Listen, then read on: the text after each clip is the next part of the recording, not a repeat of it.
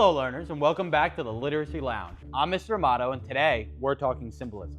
Those hidden messages and deeper meanings that authors love to sneak into their work. Today, I'm joined by literary expert and symbolism enthusiast, Miss Montgomery. I'm ready to hunt for some treasure. Symbolism is so much fun because it creates moments of discovery inside of a text. It really makes the experience more active. Treasure maps and hidden clues? I'm totally in. So, can you give us a quick definition of symbolism? Sure. Symbolism is when an author uses an object, a character, a color, or an idea to represent a larger concept or theme. It allows writers to indirectly communicate complex concepts and encourage readers to engage more deeply with underlying messages within the story. And of course, there needs to be a reason to believe there was intention. It's not enough to just say, look, there's a rose in the story. That must mean love. Exactly. That same rose could represent secrecy or betrayal, depending on the context of the story and how the author has chosen to use it. Another common mistake I see learners make is claiming to see that every detail they see is a symbol. Yeah, not every object has a hidden meaning. There needs to be a reason to suggest that the object has been given a deeper meaning. If a color or object or idea appears more than once and it never gets mentioned again, it might just be a background detail. For example, a broken mirror can appear in a story and not have a deeper meaning. But if that story is about a character who's hiding a secret and a broken mirror appears repeatedly or at a pivotal moment, then you could argue that a broken mirror symbolizes the refusal of self-reflection.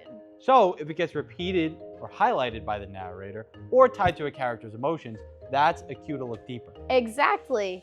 Authors usually give us some sort of sign. If they're constantly talking about a clock or the certain shade of a color, that's the nudge to pay attention. Author's intent, as always, that's the key. Was this a literary device being used deliberately? So, Miss Montgomery, I understand you have a formula for this?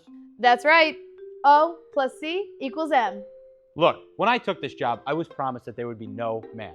So you're gonna have to walk us through on this one. Don't worry, this is an easy one. O stands for the object or idea that is representing something else. C stands for the context, how and where it appears in the story, who is interacting with it, and what's happening around it. This is where the author's intent lives. And those add together to create M, which stands for meaning. Okay, even I can handle this amount of math. So, an object without context doesn't equal symbolism. You need both factors working together in order to create meaning. Exactly. Now, to get us out of this unexpected math lesson, let's jump into the analysis corner. Today's passage comes from The Great Gatsby by F. Scott Fitzgerald, published in 1925. And it contains one of the most famous and enduring examples of symbolism in all of American literature. The passage comes from chapter 1. He stretched out his arms toward the dark water in a curious way, and far as I was from him, I could have sworn he was trembling. Involuntarily, I glanced seaward and distinguished nothing except a single green light, minute and far away. Ah, that classic green light. That's the symbol, and the context is Gatsby reaching out, trembling with longing.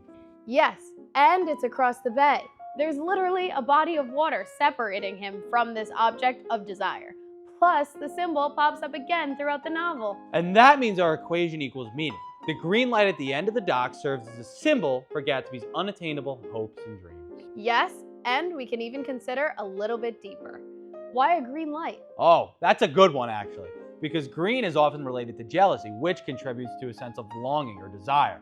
If the author wanted this symbol to be more hopeful, maybe it would have been a white light. Or maybe a red light to suggest an element of rage or anger. Exactly. You can make a clear argument for the choice of color. There is meaning behind the choice. So, why does all this matter for our learners? Well, symbolism deepens the emotional resonance of a story. It lets the author say a lot by only saying a little. And for readers, it turns the experience into something more rich, layered, and active. And when you go on this treasure hunt, you're actually likely to find some gold. Well, thanks for joining us, learners, and congratulations. You just got smarter.